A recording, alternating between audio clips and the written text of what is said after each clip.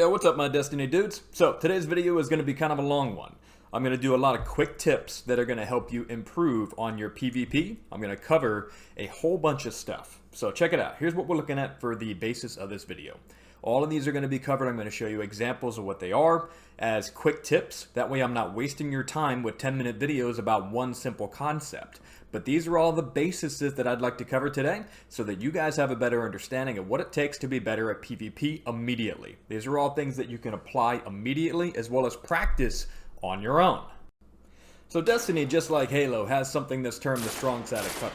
The right side, meaning the cover has to stay to your right. The character model, when they aim down sights, they aim down on the on the right side of the character model. Now the camera comes from the center of your head, so you can see if I'm looking, it looks like it's centered off of your head. That's where he technically would shoot from. But as you see me around cover right here, he is actively trying to shoot me, but instead he's hitting the wall. That gives you an advantage. Here's what the left side looks like.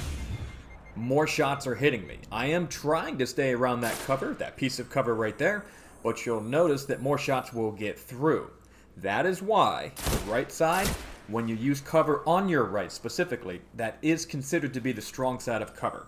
Now the old Halo players out there know what I'm referring to. Destiny has this in a degree, but the problem is, of course, Destiny has a whole bunch of bullet magnetism. So it does help, maybe not as much as it used to. Now, here's my example of practicing keeping cover to your right. When you guys go into PvP, start looking for ways to keep the enemy to your left while keeping cover to your right. You notice I do not stand with cover to my left. A lot of the gameplay footage you see from me has to do with me keeping my cover to my right while then trying to influence them and play chess with them to get them to pop out to my left. That is very specific. However much you have to move around to get them to do that is what your goal is. Character model. If you notice, the hitboxes are usually around chest to chin. This has to do with scout rifles and hand cannons. So when you guys are aiming, this is beneficial for two specific things. When you're aiming down sights, especially when you're a little further away, make sure that you're aiming around chest to shoulder because you'll still get a headshot, but you have two distinct advantages from this. If they crouch spam, like you're looking at right there, you're going to line up a headshot. If you get flinched a little bit, you're still going to line up a headshot. So do not put your reticle too high above the chest, because if you do that, you're going to have some issues when it comes down to landing consistent headshots. Now, taking a look at the sniper rifle real quick, what I wanted to show you guys is that as you're getting flinched, depending on what weaponry they are using, when they're using a primary weapon, you can get flinched off your target a little more easily. Especially if they're using something that has the exploding perk. That's what we were looking at here. So if you are going up against a sniper and they have on the timed payload or the explosive payload or whatever it's called, that perk, you'll notice it'll flinch you off target more often if you are sniping. So if you are a sniper main, make sure that if someone's fighting you from a distance with something like explosive payload, that you're using a primary to fight them. If you are going up against a person that is sniping and you can get first shot with time payload or explosive payload, you're more likely to flinch them off target with your primary than you are to beat them with your secondary. And I believe I show an example of that right here. So as you'll see, I'm aiming around center mass. The goal is to just hit the body. As I'm going to hit the body, when he's using something like a regular scout versus the time payload, I get a better shot on him. I get a body shot. But now, as I'm shooting my primary, I'm trying to shoot him with my snipe. As he hits me with my primary, I get flinched off target and cannot hit. So, there's a little bit of a difference there that I want you guys to see. I want you to check it out. When you have a teammate, make sure you run forward, work out in front of him, give him a kiss. That's really awesome. Thank you for your time, sir. So, when you are going up against somebody that is hitting you with the time payload, the best spot that you can try to get flinched into a headshot would be more around where his gun is aiming. So it looks around like where his hands are in the ADS. That's when you can get flinched to a headshot. So if you're sniping on level ground like that and you notice that he is switching to primary with time payload, you can combat that by using your sniper rifle to shoot him around the mid chest area, because then you'll be flinched more along the lines of his head. You'll notice that when he's shooting me now, there's more of a chance for my reticle to go back down. That is very, very helpful for somebody trying to get a sniper off when you're getting flinched with somebody that's shooting you. Now, this is on level ground, by the way. So like I said, these are quick tips, and this is basic. But if you're shooting from a different angle, let's say he's up top like that, you're going to have to aim more around his waist because the flinch and the angle of that flinch at this distance is a little different. When he's shooting down, as long as I hit him at this angle, I should do better to flinch him off target. But he had to aim around my belly button to my mid-chest to get that headshot after I shot him. That's the kind of thing I wanted to show you there. Break strafing. This messes with people because as you are strafing, let's say you're moving your character model all the way to the left. If you're moving left and you're moving right, that like this, that is a predictable pattern. Now, what if you were to stop every now and then and just add a bit of a break? So here's what that looks like. Moving forward, break, break. Give yourself a bit of a stop. When he's aiming at me, he's actually having trouble shooting me because of that. You notice that his bullets, because my character model and the hitboxes of my character model are now moving and stopping in conjunction with my braking, it's a little bit tougher for him to get me in a hit or to hit me the way that he wants to. And using right side of cover is also something that can effectively break aim as well as aim assist. So, using break strafing is something that can help you win your 1v1s in your duels. You can use it back and forth. We primarily use it side to side or diagonally. So you are moving forward to close the gap if you need to, but you're braking and stopping your thumbsticks as you go. And that way you can get these one-on-one duels a little bit more effectively in your favor. What else did I want to show you guys here? Oh, look at that no-scope. What a jerk. So, moving up. There's another thing I wanted to cover as we're moving up through here. This is how you put it all together. So, the corner and the right side of the map, right? If you take a look, as I spawned in here, he has trouble hitting me. I break strafe as I come out, and I get back into cover. I don't just continuously move. I'm constantly trying to keep him to my left. Now, he was trying to hit me that entire time. He had a lot of trouble getting any type of angle. You can call that a head glitch if you want. There's numerous spots like that on the map. Gaining your high ground, getting a little bit of cover on your right-hand side, and then break strafing to put it all together will help you win a lot more of your one-on-one duels. Now, here's the loadout that I'm running in the next part of this, and I wanted to cover two specific things.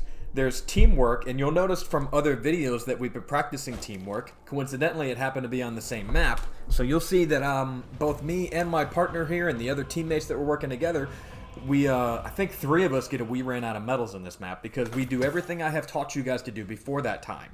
Where I'll go over that in a minute when the game actually starts. So, this is everything I have right here, setting up all the mods, all the armor perks and stuff like that. Here are the Zen settings. This works with Crimson as well as Mod Multi-Tool, okay?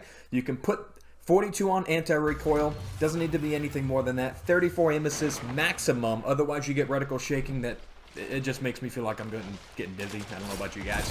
That's what it feels like to me, just putting it out there.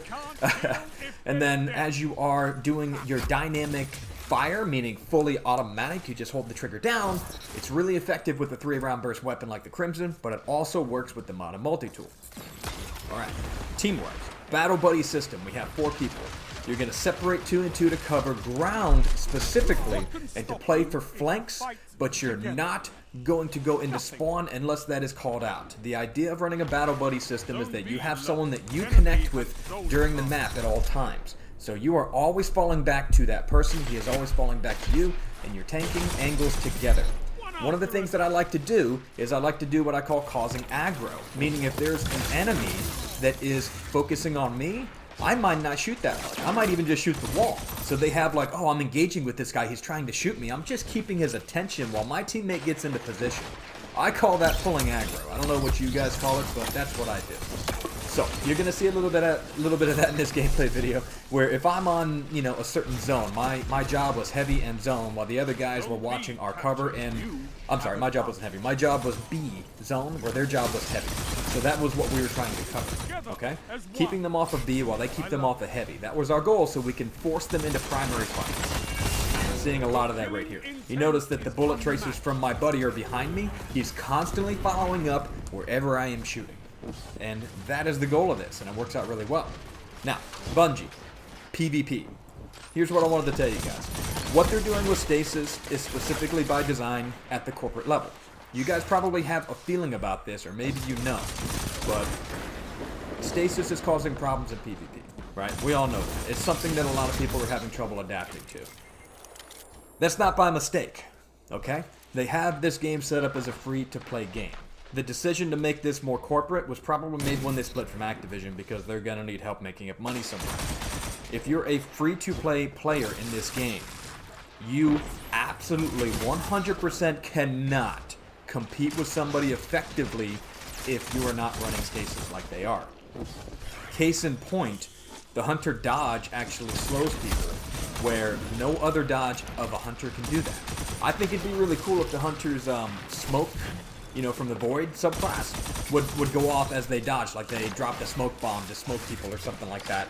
I think that'd be amazing. But no other subclass has the aspects or the fragments or anything like that, so they're just kind of left in the dust unless you buy Beyond Light so that you can work and get your Stasis subclass. It's deliberately set up that way, and the new fragments that they have put into PvP with this current season, it's further proof of that. That's nothing to be shoddy about. They're running a business. At the corporate level, they need to make that decision of, we're going to go all in with this new subclass idea, and we need to make as much money off it as possible before we tune it down. That's why you haven't seen them tuning anything down aggressively. That makes sense.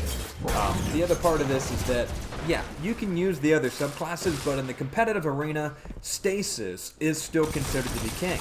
It is. It's just one of those things that if you watch what a quote-unquote professional is doing, then whoever else you want to, whatever name you want to give them, they're using Stasis because it is the most compatible option. Just like using 120 hand cannons is the meta, Stasis is the meta. So, anyway, back to practicing teamwork. If you take a look at what we're doing here, a lot of the stuff is covering and falling back while choosing a wider angle. Now, this guy looking at me, I'm practicing not engaging unless my teammate is engaging. So you see, I didn't choose to face him one-on-one. As soon as he got that first shot on me, I decided to run forward and get behind cover. I'm keeping cover to my right, like we talked about, as much as possible, unless I feel like I have a shot from the other side. Falling back to my teammates so that they can help me team shoot so I don't take an unnecessary death. I heard this guy shooting his bow in somebody else's direction, so I knew it was safe for me to peek out and take a pick. The goal is to cover B, alright? So I'm supering B, getting them off of it so we can continuously rack up these points. Alright guys, that's my wee ran right there. If you guys got any questions or if you want any more help with this, let me know. I plan on covering auto rifles, the 720s and the 450s. I have a Shadow Price Adept version that I want to cover, but there's other 450s that I believe are going to come out that we need to cover. I think that 180 hand cannons are likely due for a buff, so that's another thing we need to talk about, another thing we need to cover. And let's see, what else do we got on the agenda? Another walkthrough guide for how to set up a few of these things. And I'm going to do another video about walking through setting up, not just setting up the Zen, but also adjusting the Zen on the fly. That video got 8,000 to 9,000 views with a couple of haters out there. That's okay, dude. I don't know who decided to raid my channel, but whatever. You do you and I'll do me, and we'll see who comes out on top at the end. So, that's it, my dudes. Hopefully you guys enjoyed the video, and hopefully this video right here with the tips in the beginning, the quick tips, so you guys have a better understanding of how this game is designed to be played, with you working through strong sides of cover, avoiding weak sides of cover whenever possible, but also working on things like break strafing, also working on things like where to hit with the hitboxes because of the enemy character model.